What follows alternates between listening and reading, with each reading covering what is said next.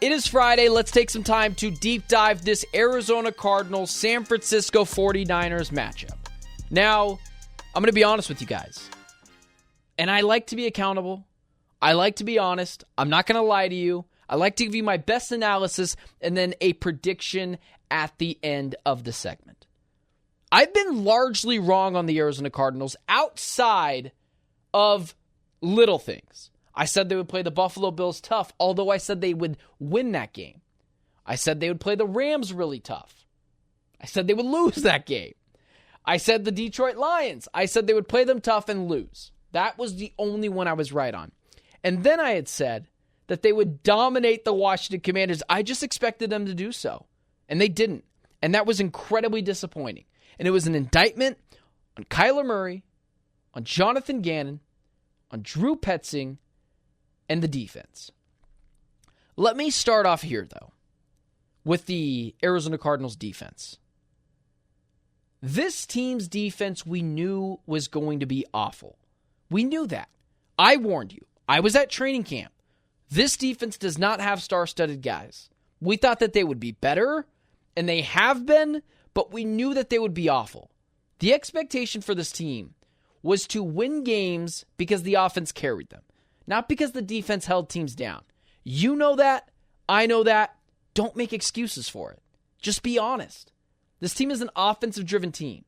And if they're going to win games in this league, they're going to have to do it in shootouts. With Jonathan Gannon coaching up the defense to his best of his ability. This San Francisco 49ers matchup, this Arizona Cardinals matchup, this matchup on Sunday between these two teams could not come at a worse time. You are coming off of a game in which Kyler Murray failed to show up. He just did. It was his for the taking. It was a very bad Commanders defense. It was a revenge game against Cliff Kingsbury. The team did not rally around him. Kyler Murray played poorly. Jonathan Gannon made boneheaded decision after boneheaded decision. And now a season that was expected to be incredibly frisky and fun has now turned into doom and gloom. So the Cardinals have to respond. This is just a bad matchup again. Jordan Mason might be as effective as Christian McCaffrey, just simply running and pounding the rock. He is one of the better running backs in the NFL statistically this year. You have the fact that the offensive line starting to look a little shaky. Nick Bosa's on that team. Other pass rushers are on that team. Leonard Floyd is on that team. Brock Purdy still has Juwan Jennings, still has Brandon Ayuk, still has George Kittle. Look up the history, like I had mentioned to you guys a couple weeks ago against Cardinals versus tight ends. Sam Laporta's played fine outside of the injury. Zach Ertz played well last week. George Kittle's probably going to eat. This is a put up or shut up game for Kyler Murray. Kyler must be outstanding. The Cardinals can lose this game, but they can only lose this game in a shootout in which the Cardinals lost because the defense just wasn't good enough. I can deal with that. I'm not going to be happy about it, but I can deal with that, and I can understand that. There is something in me, for some reason, and if you just look statistically and historically, when you get embarrassed at home by a team that you were favored to beat, or embarrassed at home in general, you normally come out with your hair on fire the next week. I do not think the San Francisco 49ers are going to dominate and humiliate the Arizona Cardinals.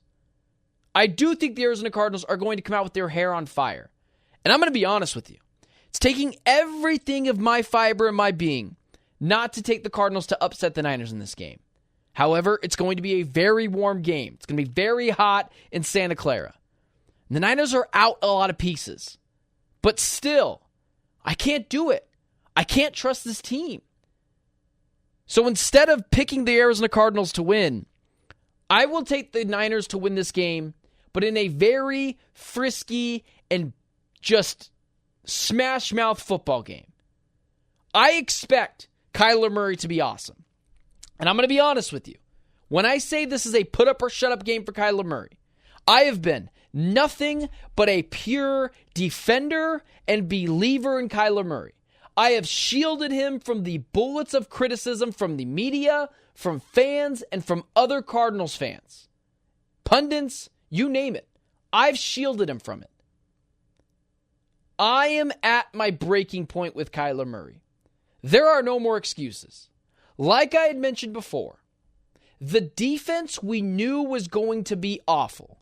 The Cardinals can still lose games, but Kyler Murray and the offense need to be effective.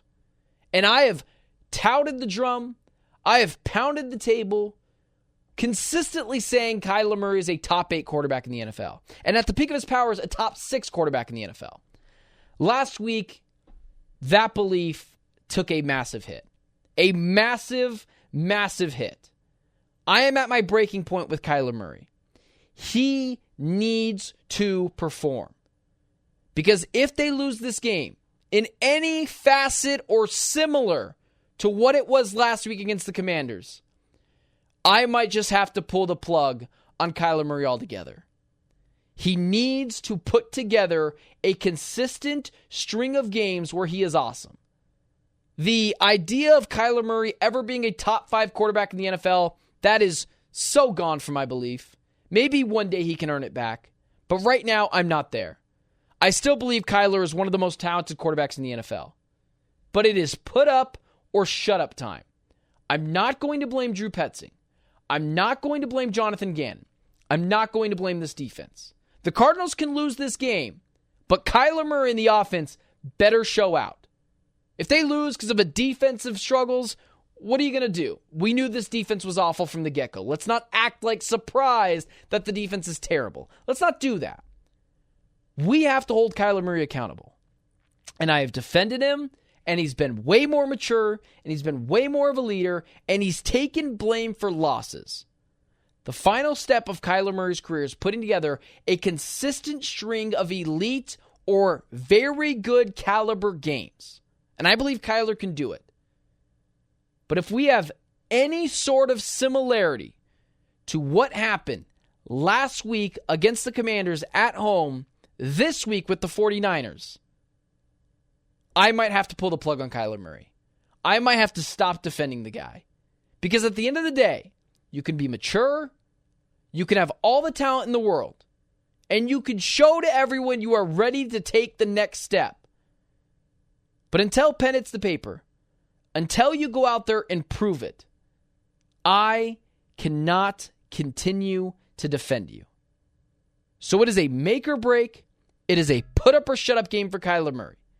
If he has anything to what we saw last week, if he doesn't come out with his hair on fire, if the team doesn't rally around him, we might be having some even more difficult conversations next week than we did this week about Kyler Murray.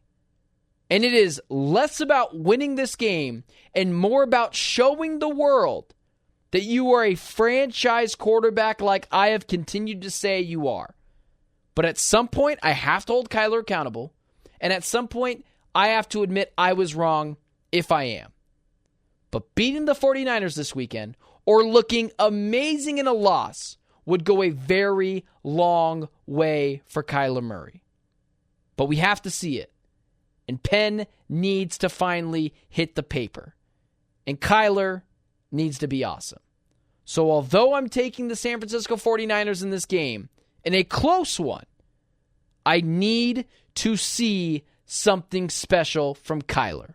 And that is just the fact of the matter.